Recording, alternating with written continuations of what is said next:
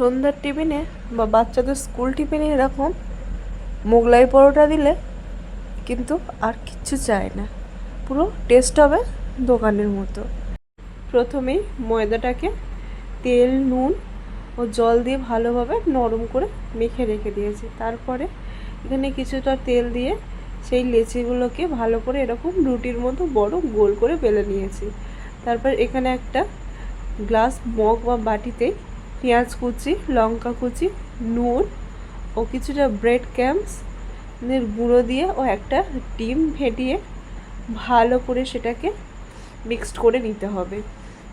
এবার মিক্সড করার পরে এখানে যেহেতু আমি চিকেন মোগলাই বানাচ্ছি, সেই জন্য এখানে আমি কাঁচা চিকেনটাকে আদা, রসুন ও নুন, গোলমরিচ, লঙ্কার গুঁড়ো দিয়ে কিছুক্ষণ কষিয়ে রেখেছিলাম। সেই মাংসের টুকরোগুলো এই ডিমের ব্যাটারে দিয়ে এরকম কিছুটা স্প্রেড করে দিতে হবে।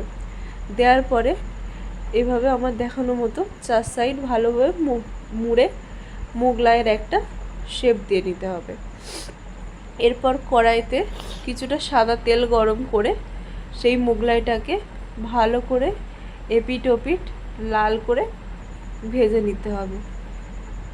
ও যখন ভাজবে গ্যাসের ফ্লেমটা কিন্তু মিডিয়াম ফ্লেমেই থাকবে।